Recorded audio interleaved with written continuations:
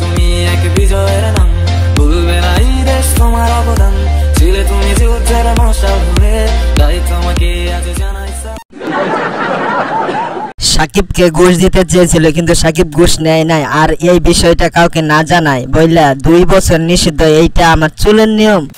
ভাই এভাবে বললেন না, একটু শান্ত হন, পরিস্থিতি নিয়ন্ত্রণে আসবে। শালার ফুট মেজাজটা অত্যাধিক খারাপ, একটা কথা বলবি তো লাথি মাইরা লিটরের ফ্ল্যাটে পাঠাইয়া দিমু। বাংলাদেশ ক্রিকেটকে ততদিনের জন্য মন থেকে ব্যান করলাম যতদিন না 75 নম্বর জার্সি পরিহিত পানপ্রিয় সাকিব ভাইকে মাঠে দেখতে না পাবো। আচ্ছা, সাকিব ভাই যে প্রতিবাদী আর রাগী মানুষ, কবে জানি হুট কইরা বইলা ফালা এই ব্যাট বল তুলে রাখলাম, আর কখনো বাংলাদেশ জার্সি গায়ে মাঠে নামবো না। দুর্নীতি যুক্ত বিসিবি হয়ে একজন সত্যিকারের যুদ্ধ তখনই হেরে যায় যখন তার আপন মানুষগুলো পাপন হয়ে যায়, থুকো আপন মানুষগুলো পর হয়ে যায়। লবণ ছাড়া তরকারি যেমন, সাকিব ছাড়া বাংলাদেশ দল ঠিক তেমন। আচ্ছা, তোমরা কোনো টেনশন করো না, আমরা সাকিবের বিকল্প পাইয়া গেছি, তরকারি এইবার আরো ভালো হবে। পাপনদা তুমি ঠিকই বলেছো, তরকারি রান্না করার জন্য সয়াবিন তেলের পরিবর্তে কেরোসিন খুঁজে বের করছো। উল্টা পাল্টা কিছু বললে আমি কিন্তু এখনই বিসিবি থেকে পদত্যাগ করবো। পাপন ভাই একটা কথা বলে কিছু মনে করবেন না, এক পাপন চলে গেছে, 1000 পাপন আসবে, কিন্তু আমাদের সাকিব একটাই, তার কোনো বিকল্প নাই।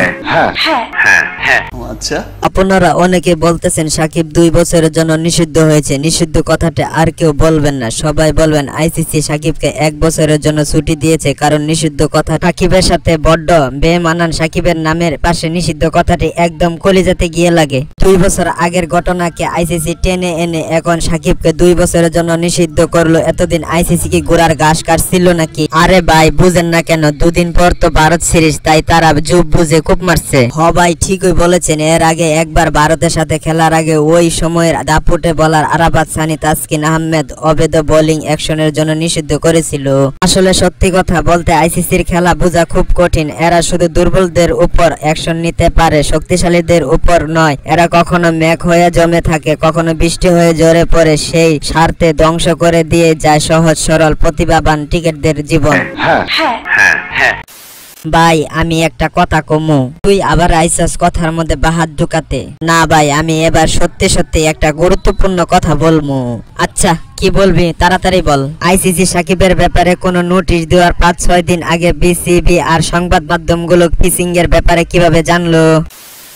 সাকিবের জায়গায় ইন্ডিয়া, অস্ট্রেলিয়া, ইংল্যান্ডের কোনো প্লেয়ার থাকলে তাকে ম্যাচ ফিক্সিং থাকার প্রত্যাখ্যানের জন্য পুরস্কার দেওয়া হতো, বিশেষ সম্মান ভূষিত করা হতো। আইসিসি তো পারতো একটাবারের জন্য সাকিবকে ওয়ার্নিং করে দিতে, একটাবারের জন্য তাকে সতর্ক করে দিতে। হঠাৎ কইরা 2 বছর আগের ঘটনাকে টেনে এনে শাস্তি দেওয়ার কোনো কারণ খুঁজেই পাচ্ছি না। আচ্ছা সাকিব ভাই আপনি কই আছেন, কিছু বলতেছেন না কেন? কি আর বলমু রে ভাই, অন্যরা বলটেম বারিয়ং এর মতো এত বড় একটা অপরাধ করে 1 বছরের জন্য শাস্তি পায়, আমি কোনো অপরাধ না করে 2 বছরের জন্য শাস্তি পেলাম। আমার কিছু বলার নাই, শুধু একটা কথাই বলবো, আল্লাহর কাছে বিচার রইলো।